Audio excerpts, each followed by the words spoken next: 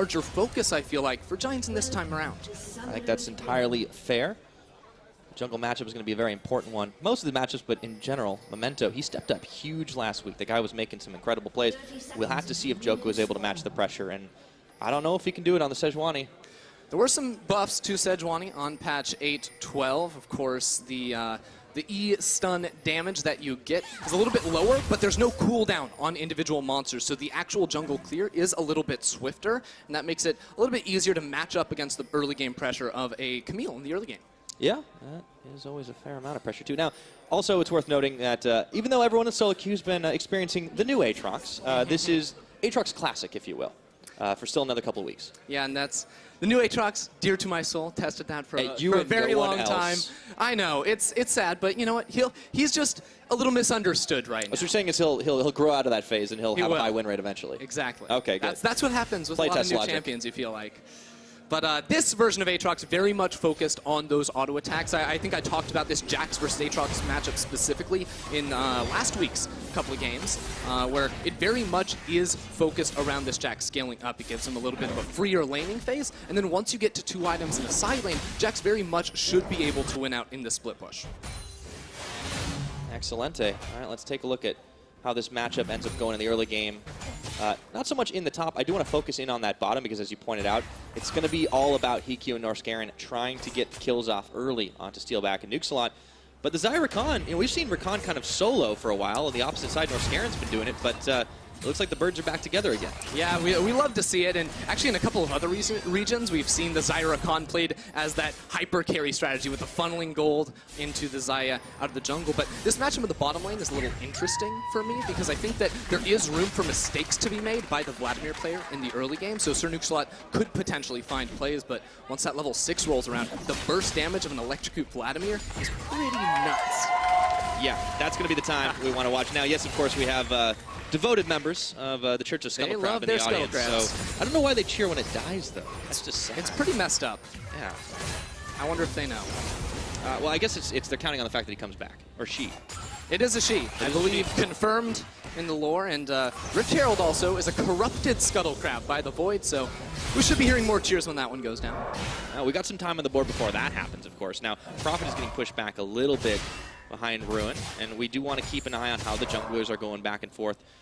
Want to focus a little in on Joko as he goes towards the mid lane here, but this is only a level 3 Sejuani. Blank, he's not really far out of the way, and Memento, he's looking to catch on the other side. Memento himself, of course, had a pretty stellar week last time around, putting up some pretty impressive numbers. Yeah, Memento looked really good specifically on the Trundle pick, if I remember correctly. Top lane's getting pretty spicy. Junglers. That was a leap and a half. Yeah. Between Prophet and Ruin. Had a flash. Yeah, all right, we'll talk a little bit more about Memento in just a second because it looks like Hikyu and Norscarin tried to duke it out with Steelback Nuxalot. It's still dangerous to go all in on the Xayah Rakan. Definitely is, especially when you're running the teleport. That doesn't give you much safety when it comes down to these early all-ins before you have the Featherstorm as that Xayah. But still, I think it is very interesting to focus in here on Memento because he had been kickstarting everything for Roccat. So far this entire split has been such a strong playmaker for the team and really made a name for himself. Jumped out of that shell a little bit, I feel like, this time around. Yeah, and in splits past, he had struggled with trying to take on the mantle of leadership. He was very vocal about how it was a difficult time for him to, to become that mature leader in a team full of kind of eclectically mixed players on Roccat, if we're honest. But these guys, they were able to surprise last split, that playoff berth that they secured for themselves. Honestly, Memento getting better and better, and he's finally showing it. I want to see if he can keep that kind of pressure up. He has the tools to do it. Camille's a champion that can certainly carry. Absolutely, and I think a big reason why he is allowed to step up to the plate a little bit more is because Norscarin has been all over the map. In the first week of play, he played Pyke and the Rakan, 2 big playmakers here for Roccat, and it made it a lot easier for him and Memento just to go all the way across the map and make plays together. And now he's back on that Leona, and I expect very much to see more of the same.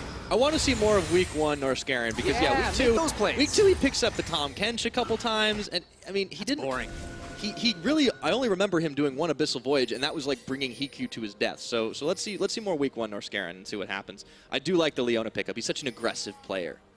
Yeah, and Memento now, I really like what he's doing as well with this deep vision around the top side of the map to set him up to take the Scuttle Crab, because he has priority in both solo lanes at the moment. That makes it much easier for him to get around the map, put down that deep vision, and keep them safe from potential early movements from Joko.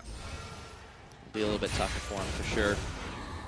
Let's see if Rocket's bottom lane can keep this push on going. Now, it's fairly early, it's fairly even still in the bottom lane, but the mid lane is where things are starting to come apart at the seams here early on for Rocket. You see how punished Blank was by that Sleepy Trouble bubble from the Zoe. Had to back a little bit inopportune timing and ended up picking up the Merc Treads as a first item. Yeah, he's been getting chunked out pretty heavily so far by Betsy in that middle lane. It has not gone all too well for him. As actually top lane, Ruin, he's going down on. All right, here goes Prophet, and in comes Memento out of nowhere. That was a 1-2 punch for first blood. I loved that out of Memento. Fantastic hook shot through the wall right there. And Ruin, he's playing pretty near to his turret. He doesn't think he's going to get ganked, and that Flash has no chance getting out. He got ruined. Yeah, that was a really nice play by Memento. Excellent stuff here, and good start out for Rocket, getting that gold a little bit ahead of the game. That's 800 in their favor. Let's take a look at the play. And there's a control ward here too, so Ruin really believes that he's completely safe, but as Prophet goes in, the leap strike back in, that's the death sentence. Memento is waiting, and look at the distance he clears through that wall. The hook shot will cheat you through that a little bit as mid lane. Okay, here comes Joko trying for some revenge in the mid. It's not going to happen. Blank is able to get out of harm's way. We're hearing a lot of off-screen damage being dealt. Not sure where that's coming from, but I want to look into that. Yeah, I believe that's over on the blue buff. It's a bloodbath over there trying to take that one down blue to Blank. Yeah, a lot of bees. Say that 5 times fast. That would not be easy.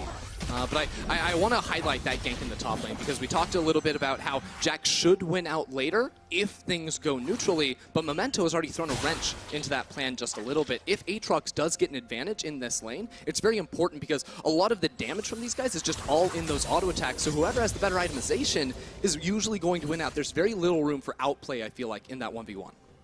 Definitely could be a tough one for Ruin as the game goes on, and we'll see if Memento decides to stick around there for the time being.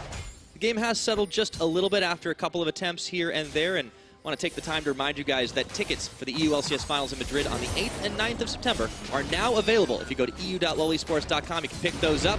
We'll see you in Madrid. That'll be a good show. Oh, it certainly will be. And I remember the first show that I went to with the EU LCS back in Madrid, 2015 spring. What an excellent time. Fnatic versus Unicorns. That's a good one. Yeah, well, dude, if it's anything like that again, it's going to be great. And I think with the way the teams are right now, we are certainly going to have some high-level League of Legends come September. Yeah, here's that level 6, though, from Hikyu. Remember, he has the Electrocute. He's getting into that Spellbinder as quickly as he possibly can. There's so much damage for this duo in the bottom lane. Fortunately, Norscaren's only level 4, so it's going to be a little bit harder to make plays, but now Roccat are just bullying around with their stronger solo laners to get this crab. Yep, 1v3. I don't know if the crab can survive. Unfortunately, it's taken down. The crowd even wants it. And Roccat, though, haven't been able to find the kills down towards the bottom side. This is the start of it. This is where the damage starts to come in, as you were pointing out. That Spellbinder is very close to completing. But they don't want to go all in just yet. Norscaren still doesn't have his ultimate. No access there. Sir Nukesalot not too far behind him either. Yeah, and remember that Giants are pretty happy with this game state. Even though they did draft a little bit more towards that early game, Coops was saying all they want to do is make it through that early, make it to the mid, make it to the late game, where we do know they have had moments of brilliance in the past. So as far as a team goal going into this week, making it through the first 10 minutes of the game, only down, about 1,000 gold, is a market improvement, I think, from the last few weeks of play. And a really crucial part of making it through the early game, I feel, does have to be in that AD carry position. Steelback has had some, okay, but not not optimal numbers. Yeah, it hasn't looked great for Steelback, and I will say the community is usually very critical of Steelback. Apparently, they're all hard stuck Silver 5, though. Apparently, I mean, I thought everyone on Reddit was Challenger, but maybe that's just crossing the line. It's only somewhere. an NA. Oh, see, that would make sense. Yeah. But let's switch things up a little bit, though, because there is definitely some rays of sunshine here for the Giants team. Because Betsy is able to go 1v9. And speaking of 2v2, hello, Hikyu. He goes down. That was really, really quick, and that's what I was talking about, the mistakes you can make as this Vladimir. If the Roccat just finds that engagement, it blows up in his face before he gets a chance to use the pool. And he did not have access to any other summoner spells to escape. Wow. The flash would have been the only one, but he gets insta-gibbed on that. And yeah, this is looking good for Giants, the fact that they can make that happen against the kill lane. Yeah, I mean, if you can not only not lose the early game, but actually win it, that's even better. But you have to be careful because Ruin, the last time he left strike forward, you know, he was punished. Memento was right there ready to gank him. And I think that both junglers really have been playing around this top side of the map because that's where the summoners were down for quite some time. And they're just trying to protect their own split pushers because that's a major win condition for both these sides later in the game. Yeah, now let's go back. Joko hanging around up towards the top side. Let's go back and take a look at this play one more time because I don't think Kiku had any idea that it was coming. It's just the bush control. It's so good. And I mean, there's just absolutely no chance from the charm into the knockup. There's no opportunity for Kiku to get any single button press off. I mean, we questioned, you know, these guys, they've not been playing together as long as, you know, Steelback was with Targamas for a while. And question marks around how well he'd be able to jive with Sir Nuxalot. Well, clearly it's not been an issue this game. So Giants Gaming, they effectively equalize on the gold game, and they also win the moral victory of the Skeleton Crab. Yeah, that'll shut Reddit up real quick. Steelback getting the kill in the 2v2 down the bottom. That's true. That's really what this is about. We are really just like taking off everybody on the internet. This is great. But I want to go back to Betsy. We only had a second for him on the graphic, and he has been pretty much dominating Blank, at least the farm game, keeping him down. And he has been far and away Giants' best player this split so far. I mean, the damage share, especially for me, 31 or 37% rather. That's a whole heck of a lot, more than 1/3 his team's total damage, and kill participation as well. He is all the focus of this team. When people are being killed, he is right there in the mix of things, making it happen. Always giving him Playmaker to do it as well. So this is why the Zoe working out well for him. And, you know, we talked about how Giants will have their work cut out for him to get through some of this terrifying damage-dealing, multiple carry threat Roccat composition, but they've been able to hang tough, hang even. This is the kind of thing that Koobs is saying they need to be able to do so they can get to that late game where he has styled himself as the king. Yeah, I mean, it's going great for them as Scare goes in. All right, there we go. Now it's time for a little bit of revenge. See if they can nuke a lot. There's a teleport coming in a little bit late, but they do take the Rakan down. However, Ruin, he goes in, Leap Strike, gets the stun, Memento tags back in. Joko. And Joko is even coming to this party, but it's a Hextech ultimatum. That is going to be the Sejuani ultimate, just dodged away from in comes Betsy, teleport coming in, everyone's in this party, and it looks like Prophet is not able to get Steelback down for just a second. This is absolutely insane, but the Bloodwell's coming back up, and Prophet, he might be going back down in just a second. Everyone moving away in there. Blank throws down the Vanguard's edge. That's going to be the end of that fight, but everyone got involved. Yeah, Blank just got there at the very last second, but Roccat, very impressive from them because they immediately blew Sir Nuxalot up. It made that a 4 versus 4, even though their mid laner was so far away from the rest of the fight. Yeah, kudos for Roccat, staying tough and pretty much just making the moves exactly what they needed to. Everyone's teleport except Steelbacks, who was already in that fight, got burned. And we got to take a look at this again one more time. It is an absolute bloodbath. This is what I'm talking about. This bottom lane so explosive. Immediate CC. Again, it's this chain CC where Nuxalot has no chance to actually escape from that with his life. And it looks bad for Roccat at this point because mid lane priority is in the favor of Giants. Both Joko and Betsy are on the way, but they're just not quite able to take out Norskeren. All the summoner spells blown from Roccat buy time for Prophet to get back into the fight. And now we're actually going to see Memento going up top. We're not done just yet. Right after, Ruin does get Counter-Strike on. The flashing forward trying to follow him through, desperately trying to get back to his own tower. But this is not about the tower, it's about the kills. And Prophet picks one up. No mercy from Memento right there. Again, using his flash off a cooldown, it seems like, to bully Ruin up here in this top lane. And you'll notice that turret is getting very, very low. So should be easy business. And Memento just wants to make one more return trip up there. They should be able to knock that down. Yeah, towers have been the objectives you take once everyone defending them is dead. PQ and Norskeren still keeping the pressure on down towards the bottom side. It's free push in the mid for Blank because Betsy is duoing it out with Joko. So Roccat pulling ahead once again. Despite the fact that Giants had a pretty impressive fight earlier on, or pretty impressive play earlier on, Roccat are making sure they keep them on the back foot. You can't count Giants out just yet, though, because bottom lane, major CS lead for Steelback. Mid lane as well is where it really has gotten quite large. Betsy has just been doing such a good job of laning 1 versus 1 against Blank. The issue for Giants is going to be their turrets, because top lane's already been taken down. Bottom lane is below 50%. And now with this advantage they have from the top lane, they can just roam Prophet around the map and take down these turrets wherever they see fit. Well, we'll see what's the next move here for Roccat, where they decide to actually put that pressure with the one tower already taken. Now, Jax is going to be sitting up in the top. Ruin is going to be pretty happy just scaling it up, scaling it up. He wants to be that side pusher. That's what Jax does best. But Roccat have been giving him a bit of a hard time, so he's been a little bit further behind. Now, we take a look at how Roccat have actually played these games out. It's a good thing that they have a lead right now. They tend to win when they have the leads, and they tend to lose when they don't, which makes sense, I suppose. That does make a lot of sense, especially in a meta like this, where it feels like the early game very much dictates the end game, because end game happens around 25 to 30 minutes, and there's not much recourse for teams that try to stall it out for the late, hence the 1-3 record over on the side of Giants. But it's still not quite as large a lead I feel like we're used to seeing Roccat have when they do have the lead at 15 minutes. And that's, I think, due to the fact of what you said is really key there. They don't necessarily need to stall it out because they've been matching Roccat blow for blow. But here we go. Another one, Vanguard's edge, and whoa, in comes the Roccat. Let's see if Blank is going to survive this one. Everyone's on top of him, but his team has got his back, and it looks like Giants are coming down with a bad case of Hemo Plague, or at the very least, Ruin is, and the rest of Giants are sent packing. Great punish there from Roccat. They did lose that middle lane turret, though, but the team fighting from Roccat is looking so good. The AoE Wombo combo with Vlad, Aurelia, and Leona just layering it perfectly, it seems. This is why we're so excited to see this composition in action, Ender, and it feels so good to see Roccat executing it. These guys are confident. Yeah, I do want to highlight, though, Giants made a pretty good play here. They were actually bringing over Ruin from the top lane. He sacrificed minions so they could get this turret. Unfortunately, in order to do that, they did have to sacrifice one member.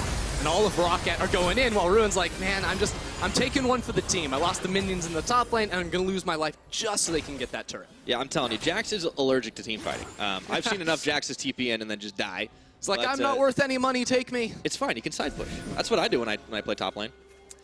Yeah, you're one of the split push guys, never good for the team. Why do you think I play Singed? Oh, that is a great question. I'm just you're not a very target. Good person. I never said I was. That is toxic. Quite literally. All right, well, Giants are going to be able to push down on the bottom, but they need another wave of minions to do it, so they'll be stalled out for just a second. And, of course, for all you Scuttle fans, well, 2 for the price of 1. We've got a bargain. The big one taken down and the little soon to follow. Excellent. So this is interesting from Roccat because they do lose their turret in the bottom lane. Right now, this means that Giants actually have the turret lead, but because Roccat did get that Rift Herald, they're banking on the fact that they'll be able to use that to break this mid lane tower. And the mid lane tower is so important because it lets you then go into the enemy jungle. It makes it so much easier to put down the deep vision without the threat of being collapsed. So Giants are also able to secure the first dragon of the game. That is going to be the Ocean. Picked up. Last hit courtesy of Steelback. So Giants really doing a great job keeping pace with Roccat, despite the fact that their fights haven't been quite as good. I feel like they're playing the map just a little bit better. Yeah, I really like what I'm seeing out of them right now, and I think that in the coming minutes, we want to look at how they set up the vision around the map, because with the Zoe and the Sejuani, it means that you do have pretty good potential to pick off individual members. And when you look at Rockat's team, with a few solo laners like Blank and Prophet, those guys want to be going into the side lanes on the map, and that means there's a lot more movement around where you can catch people on rotation if you're Giants.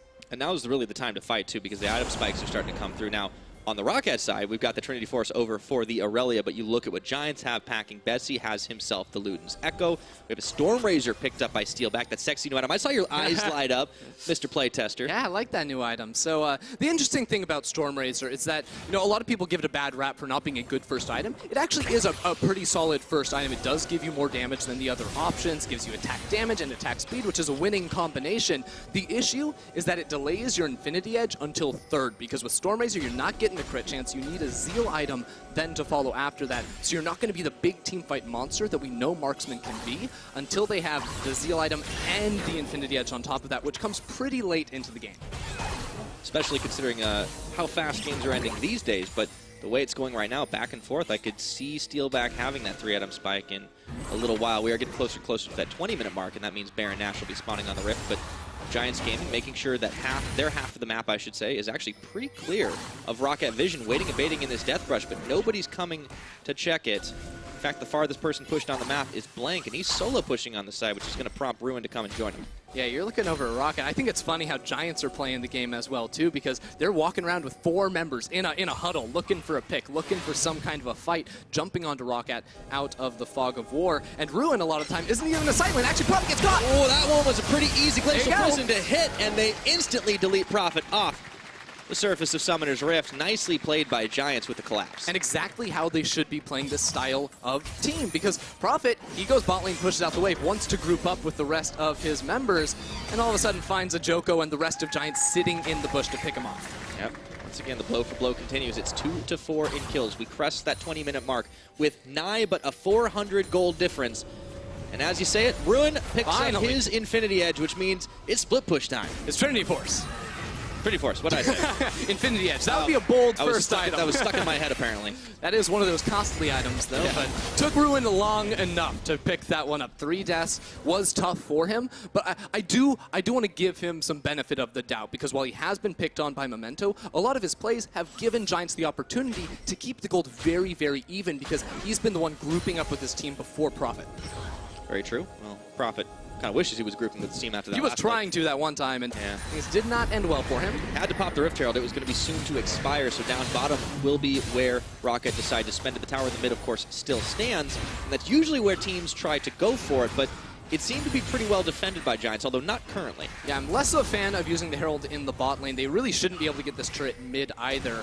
They do have 4 members here, but the rest of Giants are on their way to make this. Oh, yeah, Roccat got a little spooked on that one. I think they realized that although they've been out fighting Giants, that's not going to happen forever, nor was it by that much. Yeah, especially because, I mean, the gold, like 800, doesn't really mean that much. I think Steelback is feeling in a very good position. Betsy as well just finished the Morel Anamic Khan, so lots of damage going to come through from that champion. Like the way you pronounced it. That's a new one. Anamic Khan. Yeah, it's very musical. Oh, yeah. But, I mean, if you're looking for picks, that's the item you want to be going for. Here we go. Speaking of picks, here we go. Let's see. Memento is able to tumble away, but the rest of Roccat, not sure if they want this fight. A little on different pages. Scarin forced to flash away. There's not a lot of escape options for Leona, so Giants burning a lot of summoner spells and a few ultimates to boot. Yeah, it was a trade right there. Flash for flash on both supports, as well as the ulti there from Sir Nukesalot. So it can be fairly even overall, but I think a lot of Giants playmaking comes from this Roccat. Now it's going to be much more up to Joko to be fishing there with the Glacial Prisons to make plays, which might honestly happen right here. There we go. Let's see. Oh, they put down a very clutch pair of wards, immediately turned the 180 Memento and Blank. Yep, could have been a bloodbath once again in this mid lane. It really has been where all the team's action has been. Now for Roccat, waiting, I feel like, for Hikyu to hit his second item. Prophet as well, once he gets that Ginsu's Rage Blade, split pushing becomes a dream situation for Aatrox. With the Titanic Hydra, he can clear waves very easily. With that Phantom hit on the auto attacks, it means that sustain is going to be coming through much sooner on the heal and really make him a menace in the side lane against Ruin. For the time being, Roccat are mostly trying to do the same thing Giants have been doing for a little while, except it's all about trying to secure the vision of the Baron. But there are several Giants wards placed down in there, and it's so hard for them to get any points of ingress with this mid tower still standing tall. And now it's Roccat, the ones that are grouping up as 5 members and getting priority around this middle lane. Betsy, though, he does have to be careful, because all of Roccat seem like they want to make a pick happen. The wards are bait. Oh, man. Joko? He's getting awfully close to that brush. Oh, they didn't pull the trigger. I mean, it was a little dangerous still, and you don't necessarily want to be ganking the tank. It's definitely a bold play out of Roccat, but I've seen them do crazier things. Blank does sidestep the Sleepy Trouble Bubble. No getting caught today now. Game's still fairly stable at the moment. A lot of attention being paid towards the mid, but it's been a slow push and pull in the side lanes. Ruin on one side, Blank on the other. Yeah, Giants reset a few members, Roccat take control of the mid lane. Roccat reset a few members, Giants retake control over this Baron area. And this is sort of the window now where Giants are looking to make a play, because they've got the vision control. They're going to be sitting in a brush, just trying to chunk out anyone that steps too close from them on Rockat's side. Well, no one's stepping too close at the moment, but there are no minions, so they actually can't siege this one down. Prophet stepping closer to Ruin. That's a 1v1 I'd like to see for sure. Now, here we go. The Giant siege commences. Sir Nukesalot around the side. Memento and Scarin trying to defend, but they're not able to make it happen. Ruin even comes up for the ceremonial tap. Takes down the tower, so Giants get off scot-free. That's interesting, because usually teams don't get inner turrets for free right there. Roccat had sort of split the map up with their solo laners in the side lanes, and that meant that there wasn't a whole lot of wave clear to actually take that down. And of course, with a few ranged champions, Giants can hit that turret with relative ease. But now Roccat are the ones with the 2-item spikes. The Rapidon's completed in the bottom lane, Steric's Gauge as well for Blank.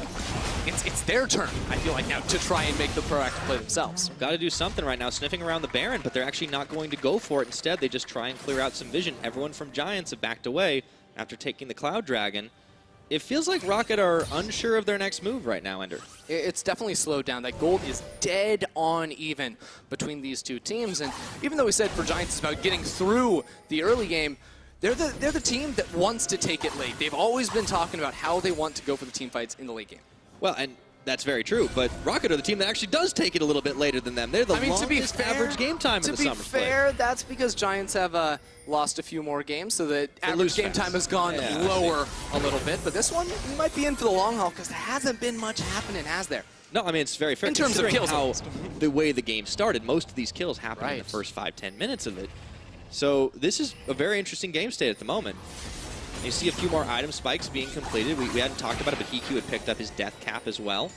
In the mid lane, Blank, adds to his Trinity Force. He gets the Sterix gauge. Starting to see some of these damage dealers come a little bit more online. There's still a lot of threat here, but as the game gets later on Rockat's side, Ender, who is the primary threat in your eyes? Oh, it's got to be Steelback, right? When you have a traditional marksman, their late game team fighting DPS is just strictly going to be higher than any other class of champion. And now that he's got the rapid fire cannon and is working towards the Infinity Edge, once that big third power item comes through, that's when he's going to start ripping through these members on Roccat. And that was the question we asked at the beginning of the day, like, will they be able to set up Steelback for that success? Now, he's also set himself up for a very comfortable game because he's picked up his favorite item, QSS. Yeah, that came up first, by the way. He got it second, so I'm proud of him for learning. He got it right after that Storm Razor. Really wanted that first item spike, but really he's got to look out for North Scaring. That ultimate, if that catches him out, he's going to be in serious trouble. So while he is paying the price a little bit right now, it'll pay off in the long run, I feel. I mean, if they can go to late game, and it seems like this one is going to go the distance for the time being, we're only 5 total towers taken in this game, and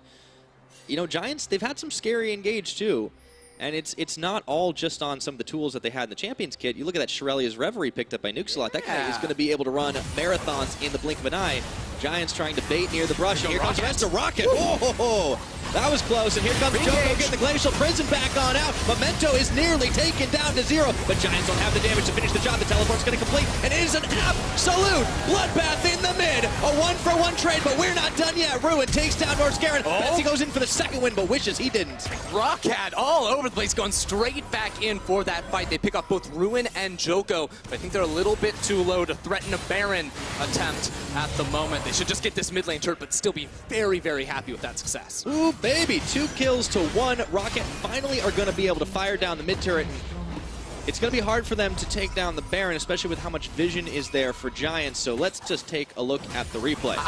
There are 10 flashes up right now. All 10 flashes were used in this fight. The engage from Blank at the beginning is a little bit off, and then Memento gets blasted, but he uses the ultimate and the flash to then escape from the fight. That lets the re-engage come in. PQ with the flash forward does so much damage. The bot lane from Roccat is completely zoned out of the rest of the fight, and Roccat just will not relent. No, they won't. So they, once again, come up with a slightly better fight off of what could have been a very, very bad situation. They did a lot more damage. Yes, they did. And I do want to put out a big congrats to the Aatrox. Prophet was really mixing it up there in the mid, but of course, also Hiku coming up big with this Vladimir. Giants, however, despite losing the fight, maintain the vision around the Baron Pit, maintain a presence around the Baron Pit, and they're not giving up on any objectives. Yeah, we do have to remember, again, all the summoner spells have been blown except one flash on Joko. I did miss that, but now it means that this pick comp, I feel like, for Giants becomes even that much stronger, because if they can find just one bubble, just one ultimate there out of Joko, they can blow someone up immediately. It's squishy members, too, on the side of Roccat. Yeah. Like, that's the flip side of having all these carries, all these damage dealers, is people can get exploded. Yeah, and not having a tank makes it much more difficult to actually get vision in the enemy jungle, because all of a sudden you have to face check yourself into an area where you don't know if there's 5 people sitting in that brush trying to blow you up. That's what happened to Prophet earlier in this game, and it certainly could happen again as long as Giants are able to skirt around the fog of war, because right now Roccat are doing such a good job of putting down the deep vision to keep themselves safe. Yeah, kudos to both teams actually doing all they can to make sure that this Baron Pit is not going to go blind for either of them. And do you see all those control wards? That was crazy. I mean, take notes, Solo Q. This is exactly how you win games. They immediately put 2 down in the same place, and they're like, guys, put them everywhere. Hey, man, it takes twice as long to clear. If it's one guy, you can go and kill him. Know exactly what he's doing. Nukeslot's going to be able to clear one out the back of the pit. Now, there is that smart ward placed just outside as well. So Roccat still have some vision of the Baron pit. And no team really wants to commit to trying to bait it. Yeah, right now Roccat have an opportunity to get control back over the jungle because Prophet shoved out that bottom lane. He's now rotating on up, and there's no teleport here on Ruin. So while they're not going to be able to start off the Baron buff, Giants have to play very, very respectfully because Prophet has the advantage in the side lane and will always be the first one to rotate up. And they see Prophet actually moving towards the mid. They try to collapse on him right now. He might actually go down, but the Dark Flight keeps him alive. Nukes a lot. Okay. Goes for the quickness, pulls him back in with a charm, and they dump everything on him. Betsy blows him up, and Roccat, they scatter. Is that a rerun? I think I've seen that episode before. Prophet trying to group up with the rest of his team. Oh, that one's new. Hello. Okay. You thought it was a rerun, dude. This was a sequel. Yeah, that's the new and improved Giants after the initial pick. Now, do they go over towards this Baron? They have to. Memento is back in base, but look at this. Blank is on the flank. Roccat could look to fight 3v5. Let's see if Roccat can make it happen. It's going to be a little tough without Prophet, but that Baron is already down to half its health bar. Here comes Norscarin for collapse around the side. Sleepy Trouble Bubble, but he's going to get out of it just in time. And there's the Vanguard tag in Norscarin. He's not able to find anybody with his ultimate, but he does scare Giants off the Baron. Giants playing very tentatively around that objective. They were not willing to full commit for the team fight, even though I think they really could have. But now they all have to go ahead, get a reset off. And with Prophet's teleport coming up, this gives Roccat a good opportunity to go in. Speaking of going in, Memento, he wanted Nukeslot. Remember, he doesn't have a teleport. Excuse me, he doesn't have his ultimate. TP's coming in for Prophet.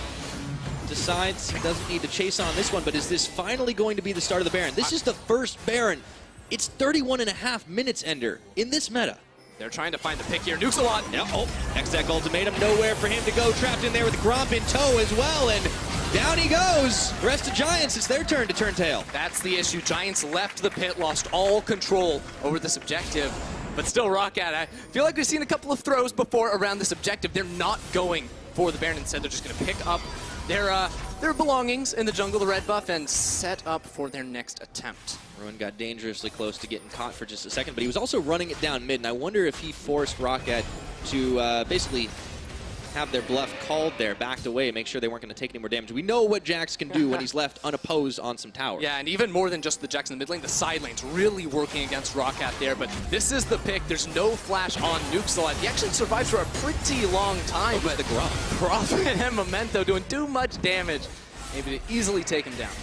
All right, so it's definitely been a lot of crazy back and forth, but for all of these fights that everyone's been involved in, we've seen 1, 2, maybe 3 kills go down. Oh, yeah. I'm actually very impressed with how the teams have been able to disengage, considering you've got a pick comp on one side and 4 carries on the other. Yeah, there's definitely been a whole lot of restraint. There's also a decent amount of disengage. I'll say that a little bit tentatively because you have, abilities like the Solar from Norscarin they can use to try and run away, and there's a lot of beefy members on the side of Roccat, so they don't have to necessarily fully commit, but it's still a much lower kill game than you would have anticipated with Roccat versus Giants. Yeah, I mean, what do you call it, like control, or more like, just apprehension about fully committing to the fight? Maybe that's about to change. As you just pointed out, Steelback has the Infinity Edge. So there's that 3-item spike on the Xayah. Here we go. See if he gets to use it. Nukeslot tries to get the knockup on a EQ, but he flashes Pool as well.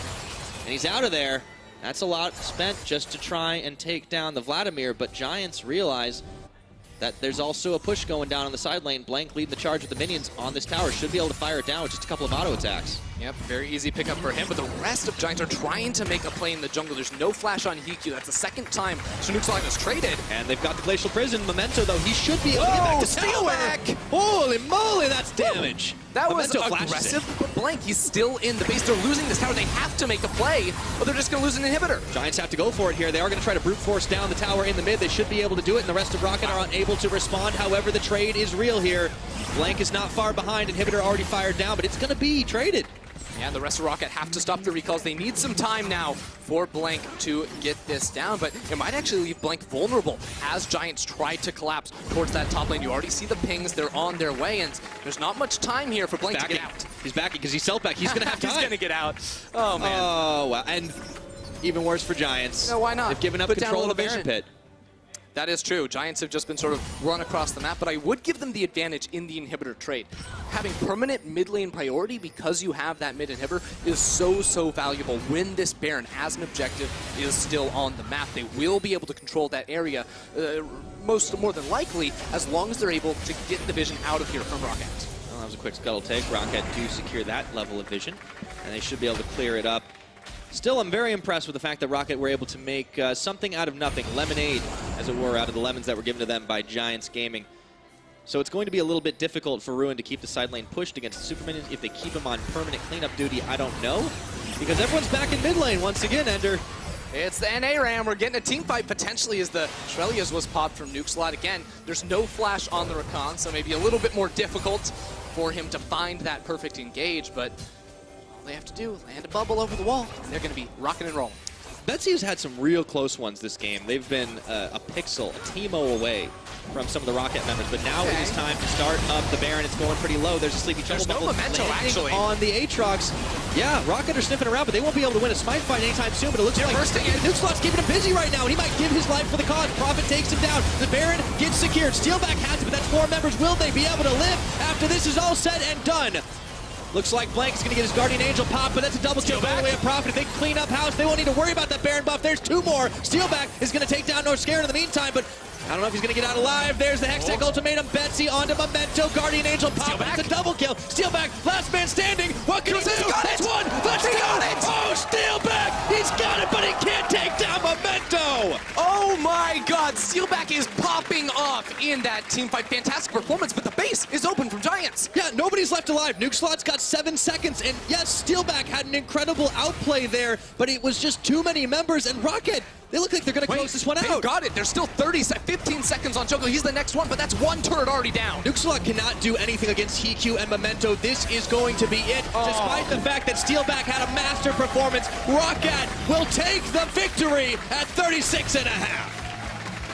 Absolutely incredible. Steelback looked like he had it, but it's Memento who comes out on top at the end, on top of that Nexus for the win.